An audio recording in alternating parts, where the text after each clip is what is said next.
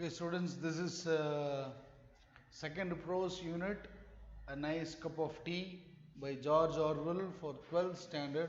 Okay, and we are doing the second part of the video. Okay. Seventhly, after making the tea, one should stir it or better give the pot a good shake, afterwards allowing the leaves to settle. So, seventhly, what point has George Orwell has pointed out is that you have to stir the tea. You have to stir the tea and give a good shake. Okay. Then, eighthly, one should drink out of a good breakfast cup. That is the cylindrical type of cup, not the flat, shallow type. So, eighthly, he is giving a suggestion what kind of cup you have to use for drinking tea. It is the cylindrical type of cup. Okay, not a flat one or something, because the cylindrical type, why is he telling like that, means the breakfast cup holds more. Okay, it holds a larger quantity of milk or tea, uh, and the other kind of one's tea is always half cold before one has well started on it. Okay, so what he is telling is cylindrical cup of tea will be, it will hold a large amount of tea and it will also be hot. Other cups and all will lose the heat. Okay, so that is why he is giving the suggestion eighth one, that you have to use the cylindrical cup of tea rather than the other ones. Okay, cylindrical cup of tea means it's a long bigger tumbler which you see. Okay, breakfast. 9.3, one should pour the cream off the milk before using it for tea. Milk that is too creamy always gives tea a sickly taste. Ninthly, what he is telling is you have to remove the cream of the milk. Okay, so when we can see the milk which is so creamy. Okay, we have to take the cream off. Okay, it's just like a foam which is formed on the top of the milk. So what is he telling? We have to take away that cream off. Okay, foam like thing. Okay, that we have to take it away because it will give a sick taste. Okay, it will give a sickly taste. Okay, it won't give a proper taste. That is what he is saying. Tenthly, one should pour tea into the cup first. This is one of the most controversial points of all. Okay, tenthly, what he is telling is one should pour the tea first, and secondary is telling that we have to put the milk second.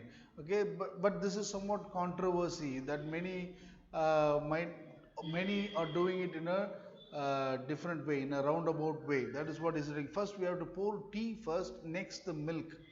But many, what they are doing is first they pour the milk first, then afterwards they add the tea. Why is he telling like that? There is a reason for it. Okay, he is telling that indeed in every family in Britain there are probably two schools of thought on the subject. Two kinds of people are there.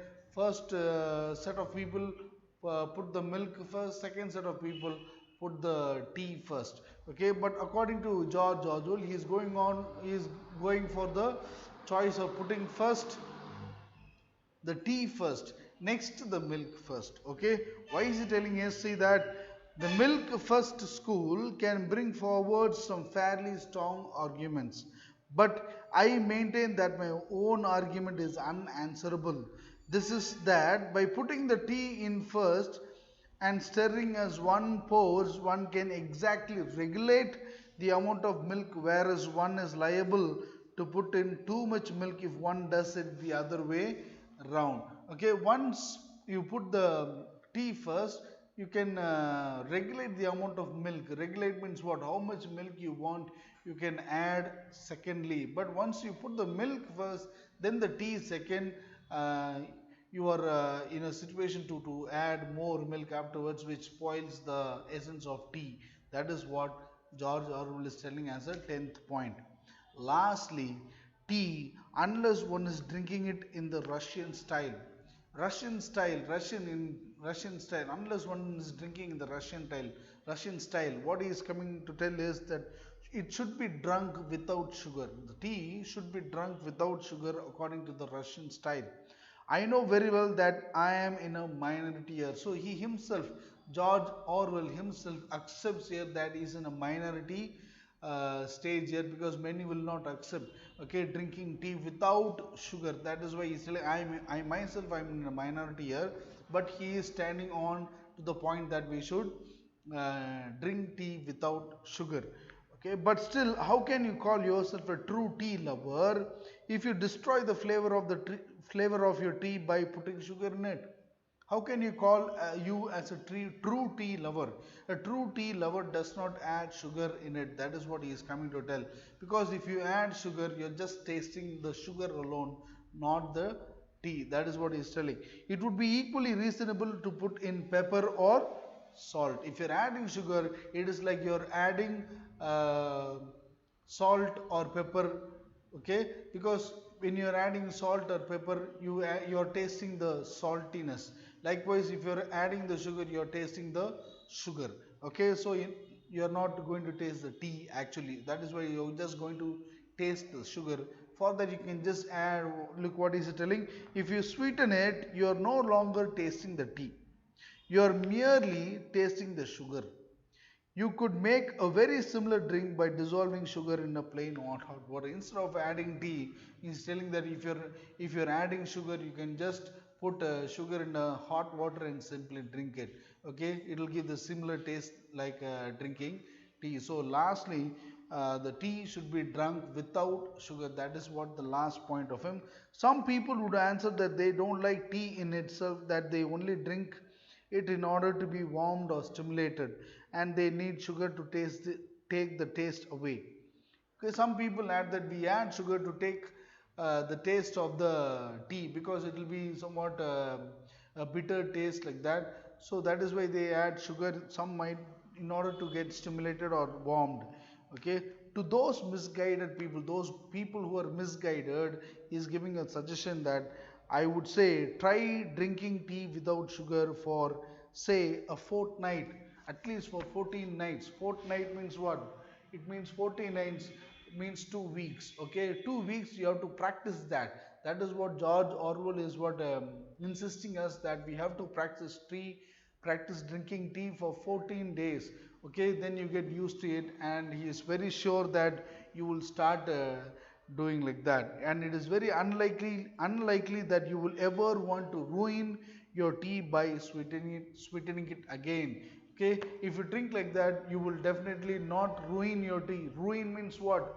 Destroy the tastiness of the tea if you drink it for 14 days without adding sugar.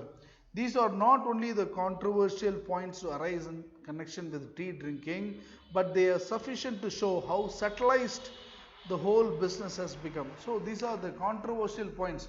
Controversial points means what? Like adding tea first, then the milk second, then drinking tea without sugar. So those are all so controversial when you look the points what George Orwell has pointed out, because you know very well from the start itself he said out of the 11 points only 2 or 3 points we will agree, remaining 4 points everyone will disagree. Okay, so this is what he is telling. It has become so subtilized that the business has become. The business means what? The tea making business. There is also a mysterious social etiquette surrounding the teapot. Okay, and much might be written about the subsidiary uses of tea leaves. Okay, so he's telling something mysterious about the teapot. Some drink tea using the saucer. Okay, so that also is quite controversial, that why they are drinking tea with saucer. So it is considered vulgar to drink out of your saucer, for instance. He's putting it in a bracket. Okay, and much might be written about the subsidiary uses of tea leaves. He's telling some people some of the points about the tea leaves, that they are telling fortunes, telling using the tea leaves, they are telling fortunes about your about your future, predicting the arrival of visitors. Some will be you can judge that arrival of visitors, feeding rabbits using the tea powder, the waste things and all waste tea leaves, you can use it for what? Feeding rabbits, healing burns if you are hurt. Okay, they put tea powder if like as a medicine, using it as a medicine, healing burns, and sweeping the carpet.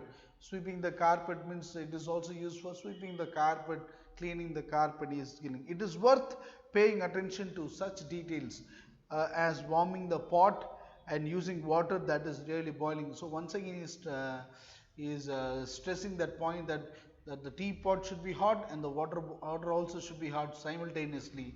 Okay, so as to make quite sure of wringing out of one's ration, so that you can regulate uh, one's ration, the 20 good strong cups of that 2 ounces properly handled or to represent. That is how you have to represent the tea. So these are the points given by George Orwell, 11 golden points how to make a tea, which is curious in the present civilization.